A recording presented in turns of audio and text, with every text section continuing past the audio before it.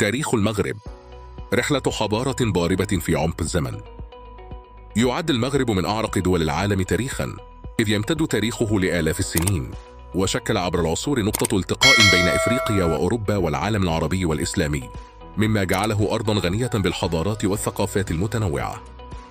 تشير الاكتشافات الأثرية إلى أن الإنسان استوطن المغرب منذ أكثر من 300 ألف سنة، كما تؤكد مواقع مثل جبل إيغود أن المغرب كان من أقدم مناطق ظهور الإنسان العاقل.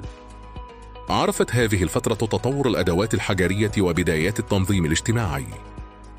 يعتبر الأمازيغ السكان الأصليين للمغرب، وقد أسسوا مجتمعات مستقرة وقبائل قوية قبل وصول أي حضارة خارجية.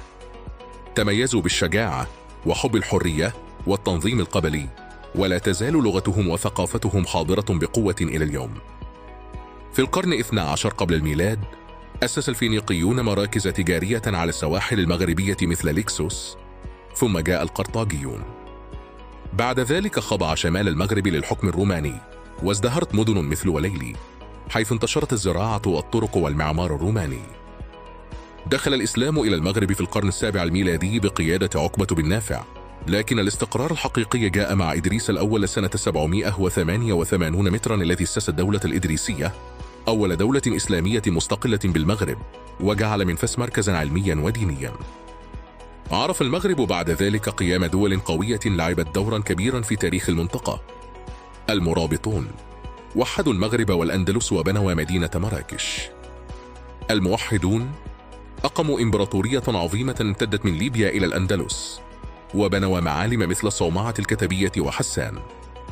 الميرينيون اهتموا بالعلم وبنوا المدارس العتيقة مثل مدرسة العطارين. السعديون حققوا النصر التاريخي في معركة وادي المخازن سنة 1578. العلويون حكموا المغرب منذ القرن 17 ولا يزالون إلى اليوم محافظين على وحدة البلاد واستقلالها. في بداية القرن 20 تعرض المغرب للضغط الاستعماري، ففرضت عليه الحماية الفرنسية والإسبانية سنة 1912.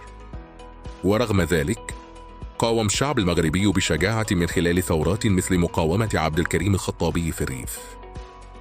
استعاد المغرب استقلاله سنة 1956 بقيادة الملك محمد الخامس، ثم دخل مرحلة بناء الدولة الحديثة وتواصل الإصلاح في عهد الملك الحسن الثاني، وصولا إلى عهد الملك محمد السادس الذي يشهد المغرب خلاله تطورا في البنية التحتية والاقتصاد وحقوق الإنسان. يتميز المغرب اليوم بتنوعه الثقافي بين الأمازيغية والعربية والحسانية، وبموقعه الاستراتيجي، وبحضوره القوي إقليميا ودوليا، مع حفاظه على تقاليده العريقة وهويته التاريخية.